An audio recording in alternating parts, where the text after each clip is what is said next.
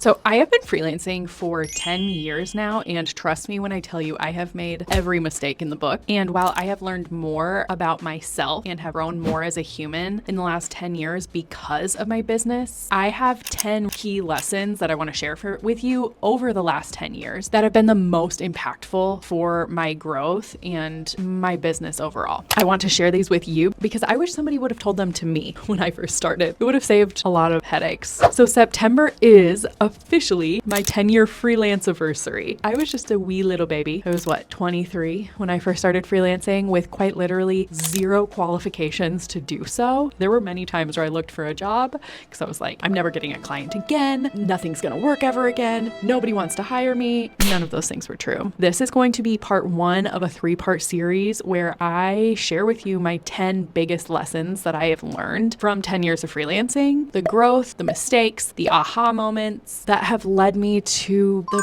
freedom of working for myself for the last decade. So make sure you are subscribed and hit the bell notification so that part 2 and part 3 show up in your feed and you can watch them. Okay, lesson number 1 is that your time is sacred and I need you to treat it as such. I have debilitating people-pleasing tendencies to the point that it has controlled my life many times, whether it was in school or in my business or even in the workplace or just within my direct family or friend circle. It is probably my worst quality, is how much I will put other people's needs above my own. However, freelancing taught me so quickly how important managing boundaries is going to be to my daily life, how I run my business, how much my clients enjoy working with me. I can't tell you how much clients will run you ragged if you don't have boundaries in place. One of the most challenging yet transformative lessons I have learned in this whole process is that someone else's lack of preparation or procrastination is not my problem. And if they want it to be my problem, that's going to be a rush fee. Just because you put off this task and you need it in 2 days, but my typical turnaround time is 10 days or whatever it is, I'm not going to drop everything, change my life, change my family's lives, work my butt off, not sleep, and rearrange my whole life just because they need it by some arbitrary deadline that honestly, they probably don't actually need it by then. And if they really need it by then and it's really that important, they can pay extra for me to be inconvenienced by their lack of preparation. This was really hard for me to implement for quite some time, but it's so necessary. If you want to be respected, if you want to be a good person to work with, you have to set up these boundaries in place, because if you're saying yes to something that's really going to inconvenience you or cut into your other client projects or the activity you said you'd go do with your daughter that day or whatever it is, you're saying no to something else. And that can't happen for free. Not if you want to run a business that still prioritizes your time and health and freedom and lifestyle. The more comfortable you are with setting expectations from the get-go, saying, here's my turnaround times, here, if you need something sooner, here's what it would cost to do so. Maybe it's 30% of your base price, additional fee, making sure that they know how to communicate with you efficiently and effectively. They're not calling you at 2 p.m. on a Saturday expecting you to answer, or sending you a Facebook message and then texting you here and then messaging you here and then calling you here. Have streamlined approaches, have boundaries in place, set the expectations early and clearly in your client processes so that they don't overtake your life. Some other things that have really helped in this regard too is just general time blocking. For me right now, Tuesdays are my filming days. So if somebody wants to do something that's going to cut into my Tuesday filming day, I have to say no, unless if it's coffee beforehand. Okay, great. But I need a few hours on Tuesday where I am only filming. So no, I can't go with you to do X, Y, and Z or whatever. And then finally is saying no to low value tasks. Just because you can offer something, if the ROI isn't very high and it takes a lot of time, but you can't charge a ton for it, maybe don't offer that service or that offer, whatever it is. Making sure that the tasks you say yes to are going to help build the momentum and move your business forward in some capacity. So sometimes there are little tasks that I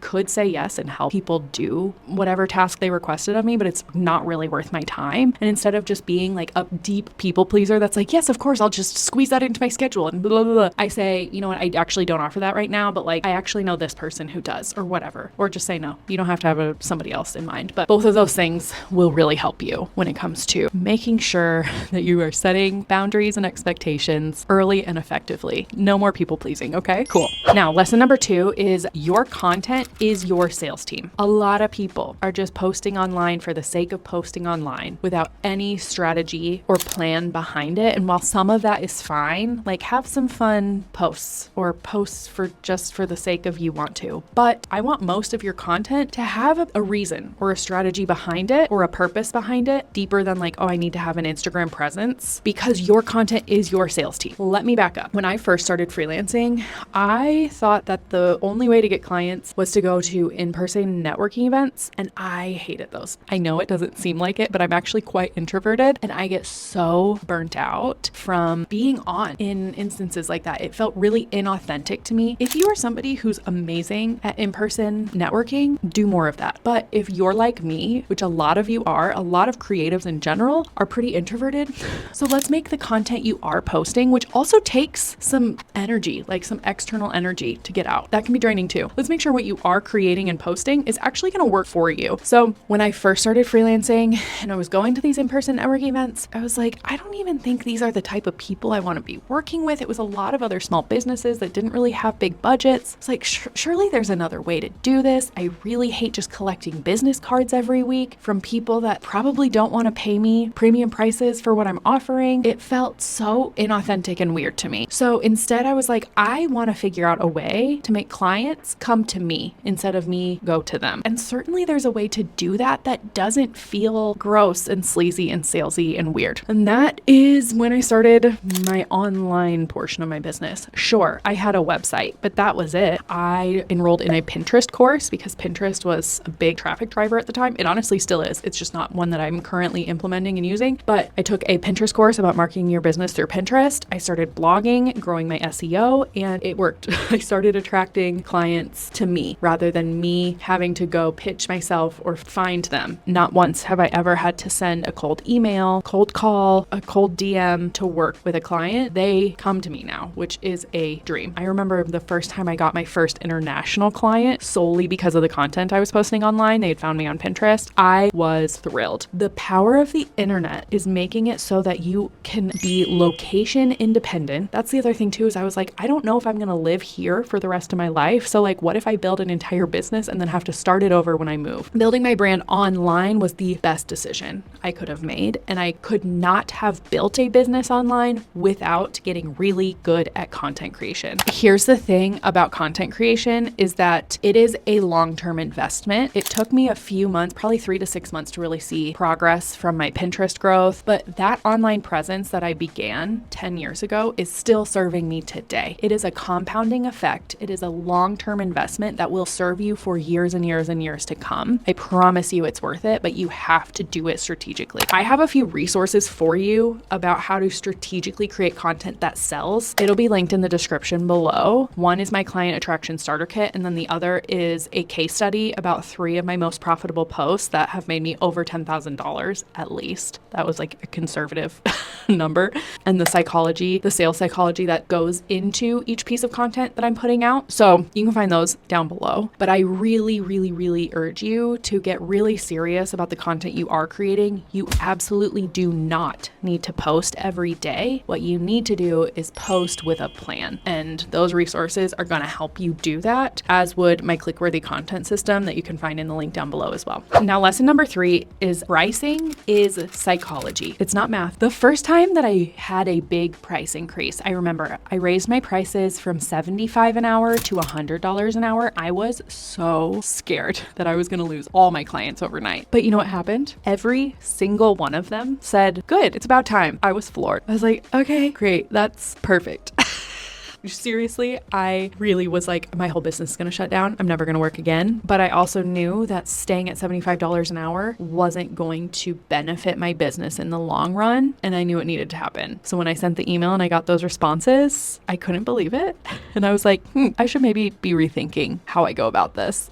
Now, the other time that this was so evident to me, I've raised my prices a bajillion times, but there were a couple big ones. This one was crazy. I used to sell an online course that taught graphic design to aspiring creatives that wanted to become graphic designers as a living. However, when I first started it, I was marketing it towards other business owners who wanted to be able to design their own graphics. This was before Canva. This is how long I've been doing this. This was before Canva, and I was like, I'm going to teach people Illustrator so that they can create their own social media posts or something. And guess what? Nobody bought it. It was like $200 or something. I think I had like 5 people sign up the first time I launched it, and I was so defeated. When I tell you I've had more flops than wins, I guarantee you every successful business owner that you're following on the internet right now can relate to that statement. But all that to say, I sold the exact same material and content in that course, but rebranded the whole thing. But the lessons never changed. They got updated and tweaked as the program tweaked and the industry was updated, but the core of the course was exactly the same. Totally overhauled my messaging and my marketing, and instead I marketed it towards creatives that wanted to learn graphic design to turn it into their career. I got really clear about what they were struggling with, what they wanted to do with that, what their big goals were, what their dreams were, how I could help them transform their lives with this product. And guess what? I consistently sold it for $1,000 a pop, even when I was struggling to sell the exact same product for $250 like a year prior.